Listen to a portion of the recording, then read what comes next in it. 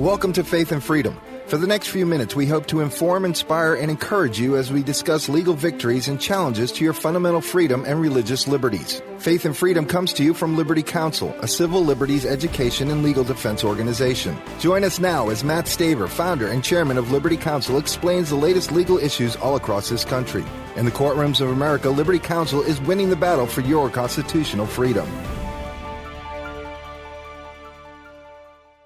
The U.S. Conference of Catholic Bishops takes Vice President Joe Biden to task for misrepresenting in the vice presidential debate the truth about the HHS mandate on abortion, sterilization, and birth control. I'm Matt Barber, Vice President of Liberty Counsel Action, and joining me again on the phone is Steve Crampton, Liberty Counsel's General Counsel and Vice President.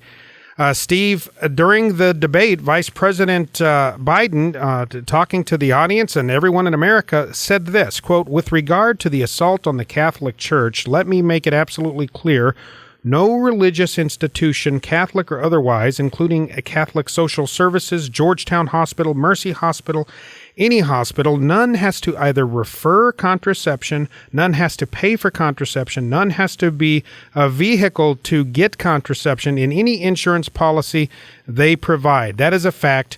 That is a fact, and that is a mouthful. But Steve, it's a mouthful, but what do you have to say about that mouthful?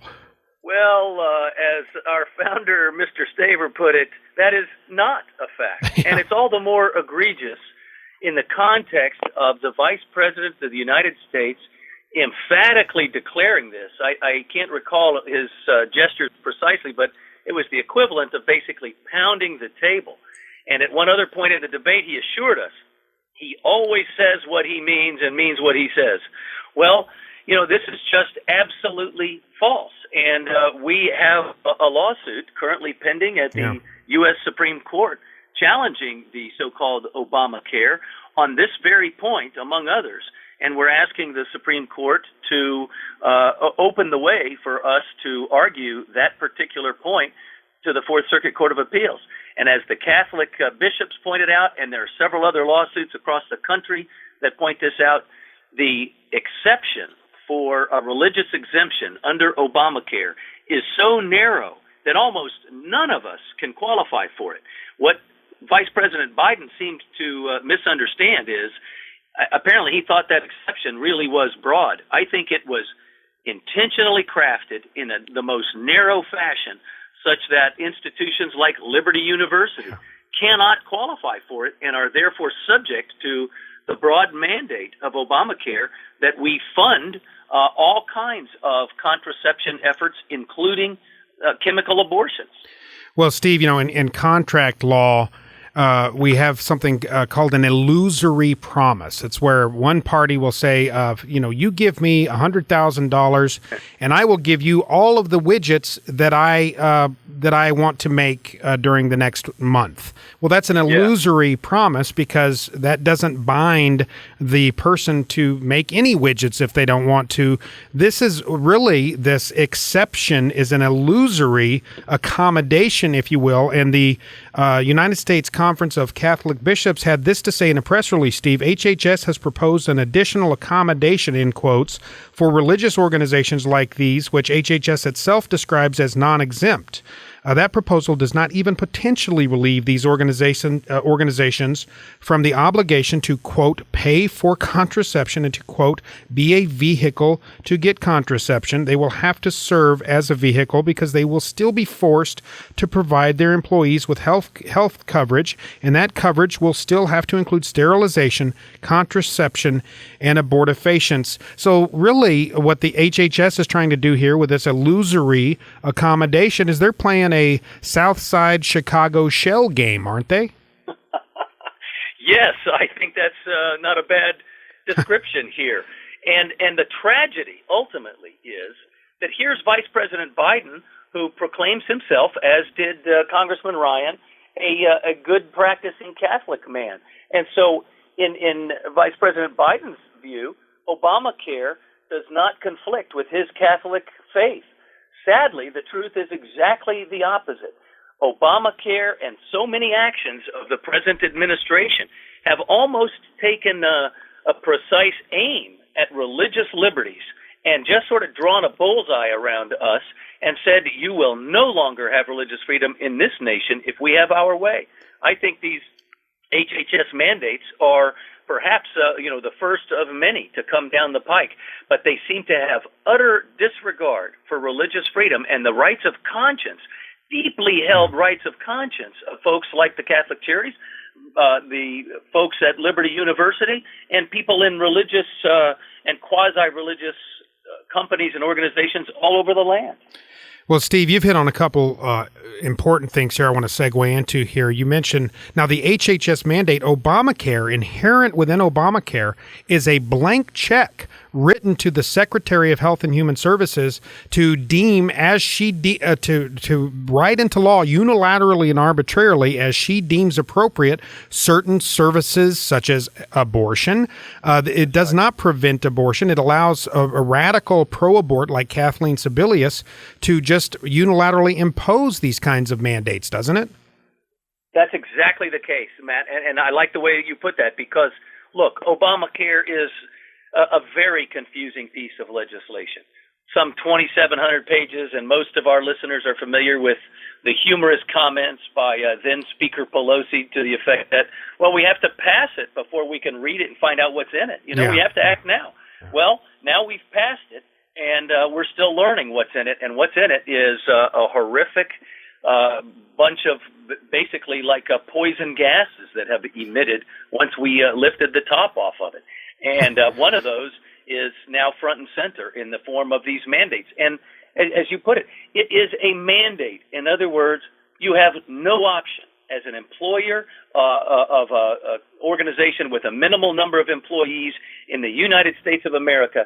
You shall purchase insurance, and that insurance shall cover all these things, including, but not limited to, abortion. Now, I have said in the past, I've written about this, that this is probably in our lifetime, Steve, the grossest violation of the First Amendment, freedom of religion, freedom of religious expression that we have seen, and it is nothing short of tyrannical as far as I'm concerned. Look, and I really think that that's not unfair here, Matt, because it is such a direct frontal assault. Yeah. This it is so comprehensive, so far-reaching. It has, I think, both the intention and effect of fundamentally transforming our nation. And, it still remains to be seen because, as you're aware, it's being implemented over a period of several years. It's not until 2014 that a lot of these things become effective. Right. But nevertheless, the states and corporations and groups like the Catholic bishops and Liberty University have got to begin now taking those steps. Of course, the insurance companies are reorganizing from the bottom up because of the mandates of this legislation.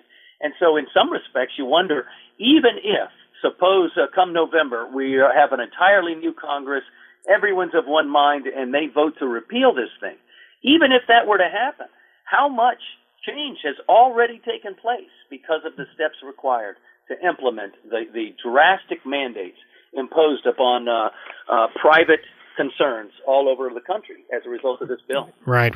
Well, just about a minute and a half left here, Steve. One closing thought.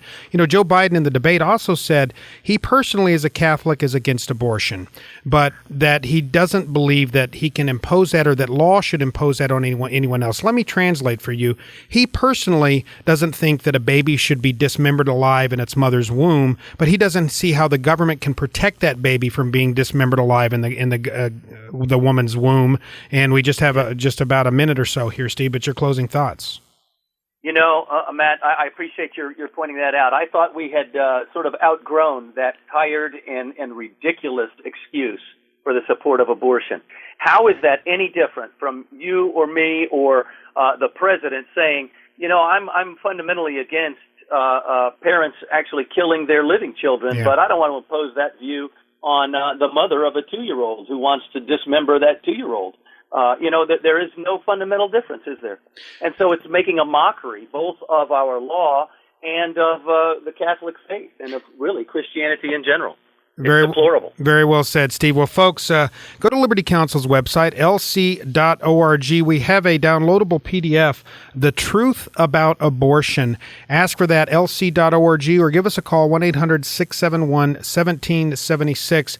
Liberty Counsel, we stand for life, we stand for family, we stand for religious liberties, and all three are in grave danger right now, but we are here to protect life, liberty, and family. We need your help to do so. Become part of Liberty Counsel's ministry. Go to lc.org or give us a call at 1-800-671-1776. We appreciate your help and we appreciate your support. Go to lc.org.